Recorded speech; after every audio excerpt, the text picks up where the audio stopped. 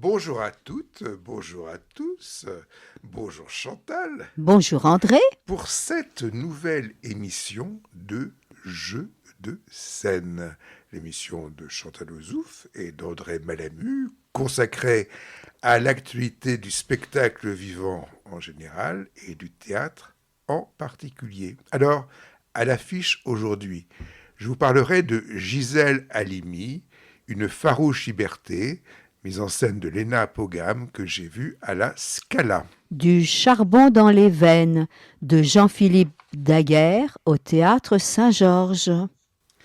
Je vous parlerai de Toutes les villes détruites se ressemblent, mise en scène de Magritte Coulon et de Bordane Kikena et que j'ai vu au théâtre de Gennevilliers. Hôtel du libre-échange de Georges Feydeau dans la mise en scène de Stanislas Nordet au théâtre de l'Odéon. Et puis, la guerre de l'eau que j'ai vue au théâtre de, Belleville de Belleville. Et donc, la guerre de l'eau, c'est un spectacle de de Rémi DeVos. Rémi DeVos, mise en scène d'Arthur Radiguet.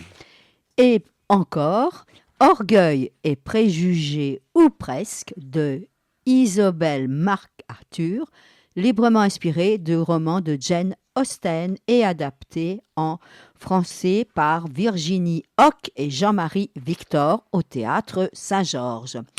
Gisèle Halimi, une farouche liberté. Oui, alors voilà, c'est un spectacle que je ne regrette pas d'avoir vu, bien qu'il ne m'ait pas complètement emballé, mais il m'a intéressé.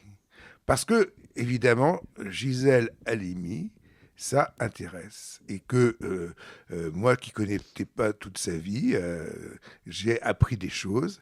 Et donc, j'ai été reconnaissant qu'on me transmette ces vérités, qu'on me transmette parfois le discours devant, dans les procès de Gisèle Halimi, c'était ses propres paroles, et j'ai trouvé que c'était pas inintéressant que deux femmes séparées par deux générations incarnent le même rôle. Parce que comme ça, on avait toujours Gisèle Halimi, puisque peu importe son âge, puisqu'on avait la jeune Gisèle Halimi et la plus vieille, parce que Marot n'est pas toute jeune quand même. Et donc voilà. Alors évidemment, dans un sens, la difficulté avec ce genre de choses, c'est que d'une part, on a vu Gisèle Halimi, on l'a entendu, on l'a vu, on l'a entendu, et que forcément, il ne s'agit pas ici d'essayer de lui ressembler. Il ne s'agit pas d'imiter sa voix, et c'est très bien comme ça. Mais on a cette conviction, finalement, qui est ce qui est le plus important. Alors, moi, j'aime pas qu'on fasse du mauvais théâtre avec des bons sentiments. Là, bon, certes, il y avait de bons sentiments, mais je trouve qu'on arrivait à transmettre, on arrive à transmettre des choses intéressantes. Et c'est vrai que, bon, c'est quand même quelqu'un qui a joué un rôle très important dans notre société, Chantal. Chantal, Oui, du théâtre un peu social, oui, un peu naturaliste, avec du charbon dans les veines de Jean-Philippe Daguerre. Bon, c'est une comédie dramatique. Au départ, c'est l'amitié entre deux jeunes mineurs qui vont... alors, cette amitié va être perturbée parce qu'il y a une jeune fille, Leïla, dont tous les deux sont amoureux. On est dans une petite ville de minière du nord de la France. Ce qui est bien, c'est que l'écriture travaille beaucoup les personnages et ces personnages sont toujours en situation. Il y a la figure centrale et cette figure centrale, eh bien, c'est Sosthène, le mineur siliconisé qui est un peu philosophe, qui ne travaille plus, qui est interprété de très belle façon par Jean-Jacques Vanier. Et il est celui qui va énoncer en quelque sorte les brèves de mineur. Alors il y a un autre personnage que j'ai bien aimé aussi, c'est la figure archétypale du syndicaliste. C'est Aladin Rebel qui l'interprète. C'est vrai que son rôle est moins développé en texte, mais il est une figure essentielle. Là-dedans, il y a une densité de problématiques personnelles et sociales, et notamment sur la place du travailleur étranger dans le travail de la mine. Et ce sont des travailleurs polonais ou d'origine nord-africaine qui sont venus travailler dans les mines. Ces questions sont posées, mais ça va y répondre avec bienveillance selon les personnages. Alors, j'ai trouvé que le contexte était évoqué subtilement. Pourquoi? Eh bien parce qu'il y a une nouvelle acquisition à l'époque, la télévision. Et donc on va entendre les informations relatives au début de la Ve République. Et on va entendre ces fameux matchs qui étaient diffusés avec Raymond Coppa, qui s'appelait Wieniawski. Vraiment, c'est bien fait et il y a un décor très fonctionnel avec 4 juxtapositions de milieux. La petite cuisine, qui est le lieu de la convivialité, qui est tenue par la mère et l'épouse, là aussi très bien interprétée par Raphaël Cambray. On y trinque sans arrêt. Et puis, il y aura sur le côté un petit coin avec des cases et des pigeons, et c'est lié à un personnage qui est toujours un petit peu en colère. Il est émouvant, ce personnage, dans ses peurs et dans ses valeurs. Et à l'arrière-fond de la scène, on a quelque chose qui revient comme un leitmotiv, la scène archétypale, celle du travail à la mine dans une semi-obscurité. Je trouve que l'illusion naturaliste fonctionne vraiment bien. Tous les détails scéniques semblent s'enchaîner pour qu'on ait un regard un peu panoramique sur le travail à la mine, avec même la figure du médecin. Alors, il faut savoir que le rythme est effréné, il y a des scènes courtes et ça dégage une énergie créatrice et ça gomme tout ce qui pourrait paraître un peu désuet et conventionnel. S'ajoutent des morceaux d'accordéon. Et pour finir, il faut savoir quand même cette pièce, elle a été récompensée au Molière, elle en a eu 5 récompenses, spectacle privé, récompense du metteur en scène Jean-Philippe Daguerre, comédienne de second rôle Raphaël Cambray, dont j'ai parlé, qui jouait la mère, et la révélation féminine avec Juliette Bénard.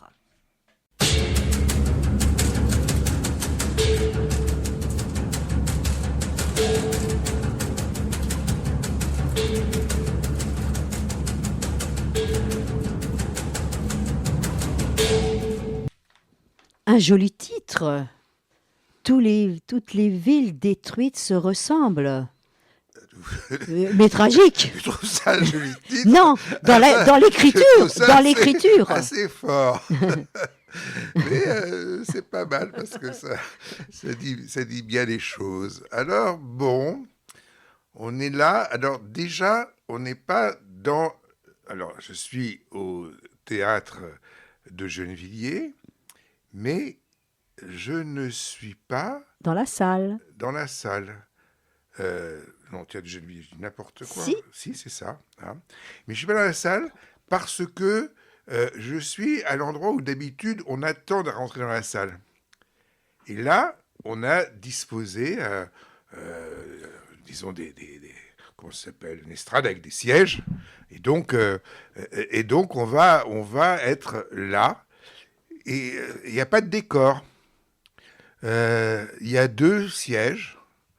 Et puis il y a 2 personnages, un homme et une femme, les gardiens du musée.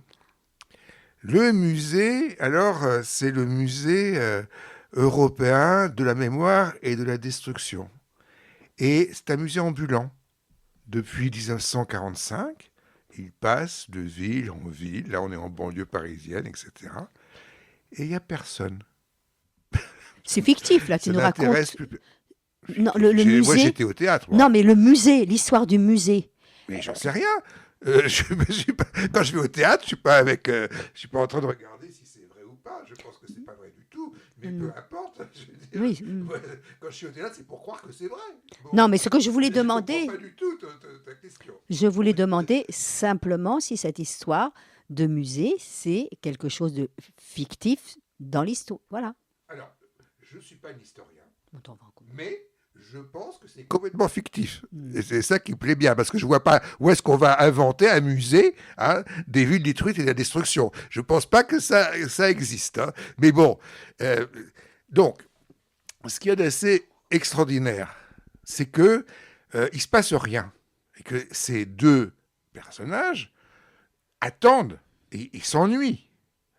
Mais on va rentrer dans leur esprit parce que, par exemple, il y a une bande son et eux vont mimer la façon dont ils pensent.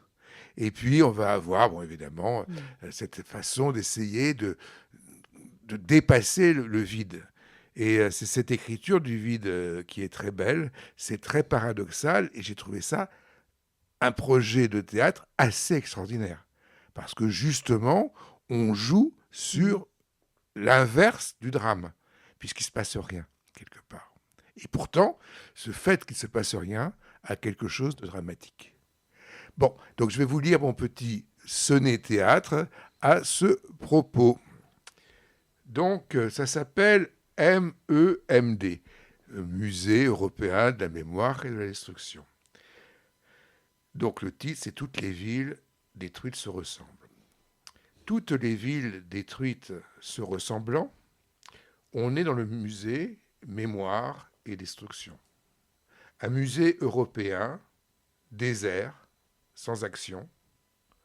Tant en 80 ans, il a fait l'ambulant. En scène, deux agents sont là, en attendant, sur des chaises assis, qu'arrive l'exception, le visiteur, enfin, tout à leur attention. Et pourtant, nul ne vient. On attend, tant et tant. Spectacle inattendu, drame paradoxal, vous voilà intrigué et ce n'est pas banal. Il y faut l'écriture où le vide prend sens. L'esprit des personnages, si bien joué, laisse alors apparaître le passé dépassé. Et voilà, satisfait, nos cerveaux et nos sens. Alors Chantal, Hôtel du libre-échange. Oui, de Georges Feydeau, dans la mise en scène de Stanislas Nordet au théâtre de l'Odéon. Bien, c'est un Feydeau, alors pas celui tout d'origine, parce que l'auteur a été obligé de s'auto-censurer vu le sujet. Mais il demeure la question du désir masculin, notamment de Monsieur Pinglet, architecte qui convoite Madame Paillardin, la voisine. Bon, on sent bien que Stanislas Nordet a pris beaucoup de plaisir face à cette écriture qui est très exigeante du point de vue comique. Alors, Feydeau disait que quand il écrit une pièce, il cherche quels sont les personnages qui ne devraient pas se rencontrer et bien sûr, il va les faire se rencontrer. Et c'est exactement le schéma de cette pièce qu'on voit.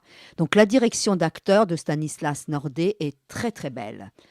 Pinglet, c'est interprété par Cyril Botorel. Il est brillant dans ses pulsions sexuelles. Il nous fait constamment rire. Il y a aussi Claude Duparfait. Moi, je l'aime beaucoup, cet acteur. J'ai vu de nombreuses interprétations dans des rôles extrêmement graves, notamment dans Le Tartuffe. Eh bien là, il est du côté d'une ironie tragique, c'est-à-dire que lui, il peut s'exprimer physiquement et il porte en lui une certaine inquiétude, une angoisse existentielle pour jouer le voisin Paillardin, débordé par son travail. C'est aussi de la farce, c'est aussi de la caricature, ça fait aussi BD, notamment avec le neveu Puceau qui apprend l'amour, lui, dans le traité des passions. Et bien sûr, il sera aidé par la bonne. Toutes les figures féminines sont vraiment très intéressantes parce qu'elles sont moins schématiques. La bonne Anaïs, Victoire Muller, c'est elle qui ose résister. Il y a les femmes Paillardin, Pinglet, les filles de l'ami importun, Nicolas. Toutes celles-là, elles ont plus de pragmatisme, plus de recul, plus de profondeur humaine.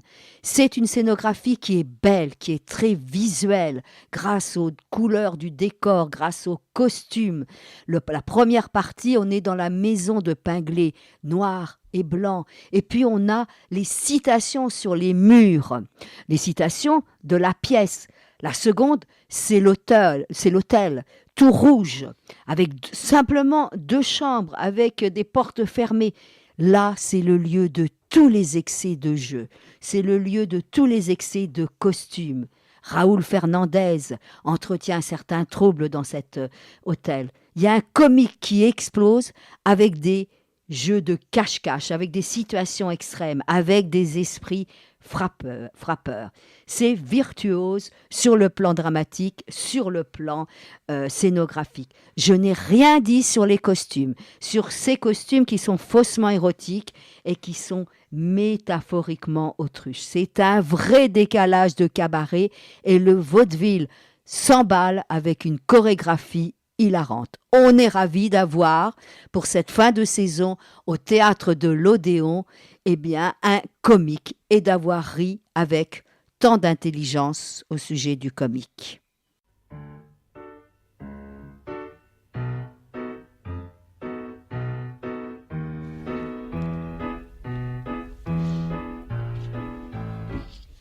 La guerre de l'eau de Rémy Devos, dans une mise en scène de Arthur Radiguet.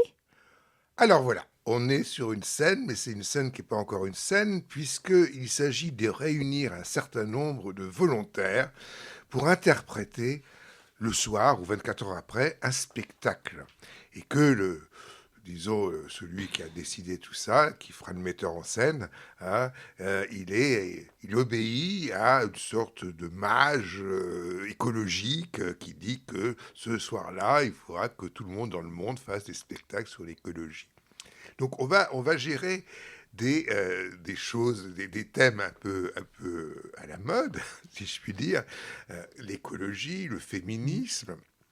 Et ce que j'ai bien aimé, c'est l'humour de ce spectacle. Je ne dirais pas la satire, je dirais plutôt l'humour. Parce qu'au fond, on sent bien qu'il ne s'agit pas de mettre en cause l'écologie, ni le féminisme, ni le théâtre. Mais qu'en aimant les trois, on peut s'en moquer quand même. Et donc, on va avoir ici une sorte de mise en scène de la mise en scène de ces différentes choses. Bon, c'est pas... je ne peux pas dire que ce soit un spectacle extraordinaire, mais j'ai trouvé ça amusant, drôle et intelligent. Et donc, j'ai pris du plaisir à voir cette guerre de l'eau au théâtre de Belleville. Belleville, j'ai du mal. Chantal, Oui. on termine. Oui, on termine encore le théâtre Saint-Georges. Enfin, j'aurais vu 2 beaux spectacles, moi, cette semaine, au théâtre Saint-Georges. Donc là, c'est Orgueil et Préjugés, ou presque. Pourquoi ? Parce que c'est de l'adaptation du roman de Jane Austen. C'est d'abord adapté, c'est d'abord écrit par un auteur dramatique anglaise, Isobel MacArthur, et c'est adapté en français par Virginie Hoc et Jean-Marc Victor, et c'est la mise en scène de Johanna Boyer. Bon, c'est une caricature de la société anglaise du 18e et du début 19e. On rappelle que quand il y avait héritage, s'il n'y avait pas de garçon dans la famille, ça allait à un cousin. Donc Madame Bennet, qui a 5 filles, est confrontée à ce problème. Donc où est la solution ? La solution, elle est dans un mariage, et ça tombe bien. Parce qu'il y a 2 jeunes aristocrates, Bingley et Darcy, très fortunés, qui sont de retour. Alors, il y a un prologue qui est très, très sympathique, qui est chorégraphié, qui est dansé, qui est chanté et qui annonce une mise en abîme. Ce sont les servantes avec leurs accessoires de ménage qui vont jouer les personnages et leurs relations. Le ton est toujours à la rigolade, à la loufoquerie. Il y a une mascarade de jeu d'amour, mais qui est orchestrée avec une grande vitalité comique. Et donc, on rit constamment. Bien, et ensuite, qu'est-ce qu'il y a ? Quand même, il y a du fond, parce que mine de rien, ça déconstruit certains préjugés de classe, ça ridiculise tous les stéréotypes de genre, mais notamment le genre de la romance, les romans sentimentaux. Ça épingle bien cette société codifiée. Alors, le texte est peut-être un peu trop développé, hein. Il aurait mérité d'être un peu resserré, mais il y a tellement d'anachronismes, tellement de jeux de mots, quand même, qu'on rit bien. Il faut reconnaître que l'interprétation est exclusivement féminine et d'une grande efficacité. Même quand les comédiennes jouent des hommes, elles sont très bien. Alors, une mention spéciale à Emmanuelle Bougerolles, qui joue à la fois avec exubérance la mère obsessionnelle et puis, eh bien, l'aristocrate arrogant, méprisant, qui a un orgueil de classe démesuré. Il y a des portraits de femmes qui sont très intéressants parce qu'on voit les différentes manières qu'elles ont les différentes manières de réagir à cette société codifiée. Donc, tout le monde joue dans un excès de jeu assumé. C'est une tendance comédie musicale avec des chansons et un très bel accompagnement par Mélodie Linard qui, d'une loge, eh bien, joue à la guitare. Donc, avalanche de comiques. Et l'on sent, moi j'ai senti quand même là une petite référence dans la tenue, dans la posture, avec une série comme La Chronique de Bridgerton, qui est une série qui évoque eh bien, une régence anglaise qui se fait inclusive. C'est coloré, c'est rythmé, c'est tout enlevé, c'est décapant et c'est à voir au Théâtre Saint-Georges. Donc au Théâtre Saint-Georges, cet orgueil et préjugé, je vous ai parlé de La guerre de l'eau de Rémi DeVos, mise en scène d'Arthur Radiguet au Théâtre de Belleville. De Hôtel du Libre-Échange de Georges Feydeau dans la mise en scène de Stanislas Nordet. Au T2G, toutes les villes détruites se ressemblent. Mise en scène et texte de Magritte Coulon et de Bordane Kikena. Du charbon dans les veines, Jean-Philippe Daguerre au Théâtre Saint-Georges. Et enfin de Gisèle Halimi, une fureur de liberté que j'ai vue à la Scala. Voilà. Et nous, on se retrouve, une farouche liberté, pardon. Et nous, on se retrouve la semaine prochaine pour de nouvelles aventures dramatiques, c'est-à-dire théâtrales. Au revoir.